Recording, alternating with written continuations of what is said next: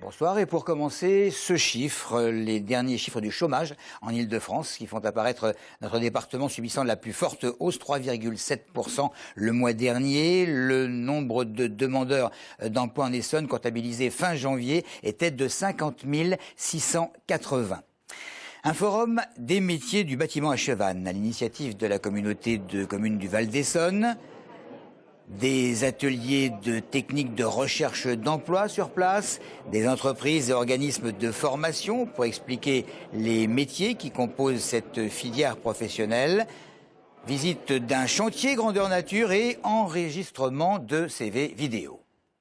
On a mobilisé des collèges, parce que les collèges, c'est les jeunes qui sortent à partir de 16 ans et qui vont se retrouver, pour certains, sans diplôme. On a une mairie qui est en cours de construction, donc on a organisé des visites du chantier avec les professionnels qui sont sur place et avec les architectes et qui leur présentent l'ensemble des métiers concrètement. Je viens parce que là je suis en préqualification et je souhaite décrocher un contrat en alternance, en apprentissage.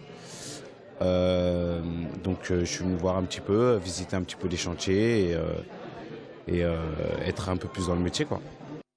Reportage réalisé par Hubert Martin. Depuis le 25 février, donc il y a avant-hier, et jusqu'au 10 mars, les entreprises de l'Essonne ouvrent leurs portes au public pour l'événement annuel Entre Essonne. Les visites sur réservation permettent de pénétrer dans des univers extrêmement différents, comme une chocolaterie, la station météo d'Orly ou encore le fameux synchrotron. Ce matin, un groupe se rendait à Céramuse. C'est une école de poterie de céramique qui est installée à Savigny-sur-Orge, Audrey Coll. Un savoir-faire artisanal et un tour de main expert. Sabine, potière à Céramuse, crée en quelques minutes un bol qui sera ensuite décoré et cuit. Mais cette petite entreprise est avant tout une école pour des formations professionnelles ou tout simplement en loisir pour que chacun puisse faire vivre ses compétences artistiques. C'est Isabelle Lamarck qui a créé l'entreprise et en fait, elle à la base c'est une potière et puis elle a un caractère très pédagogue et donc du coup elle a eu envie de transmettre et donc voilà, du coup elle a créé cette petite école. C'est pour Entre Essonne qu'une douzaine de personnes sont venues visiter les ateliers et en apprendre davantage sur les métiers de potier et céramiste. Cet événement permet à tous les Essonniens de pénétrer des univers parfois méconnus et d'apprendre davantage sur leur département. Je trouve ça assez bien parce que ça permet effectivement, disons, de connaître des entreprises un peu dans tous les domaines, aussi bien artistiques comme ici, sur la céramique ou les vitraux, mais il y a aussi des activités concernant, je veux dire, les aspects scientifiques. Les visites se poursuivent jusqu'au 10 mars sur inscription. Le public peut apprendre à fabriquer de la bière à Marcoussis, restaurer des meubles à Limours ou visiter l'opéra de Massy. Cette année encore, Entre Essonne remporte un vif succès auprès des visiteurs. Tout autre chose à présent, des manifestants réunis à Saint-Aubin cet après-midi s'opposaient au projet de campus Paris-Saclay. Maxime Lemaine était sur place pour en savoir un petit peu plus sur leurs revendications.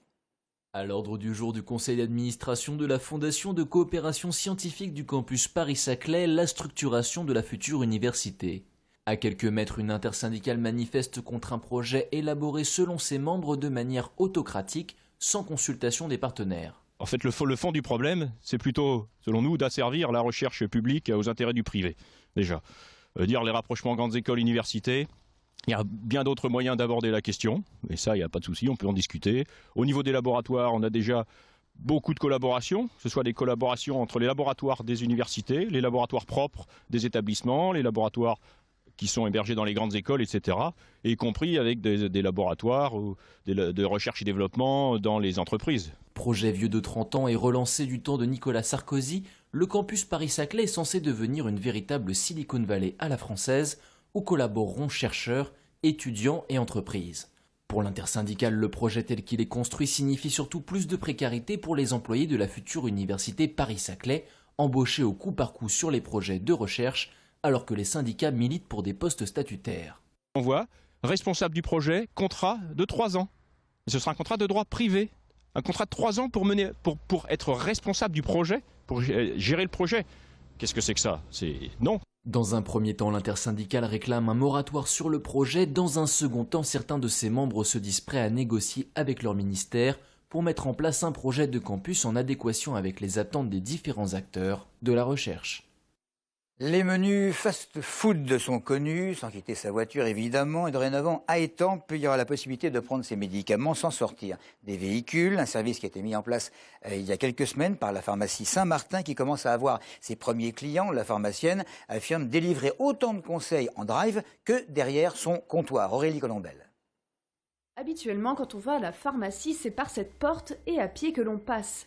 Mais depuis le réaménagement, on peut prendre ses médicaments en restant en voiture. Les gens, ils arrivent juste au guichet, comme si c'était un jour de garde ou une nuit.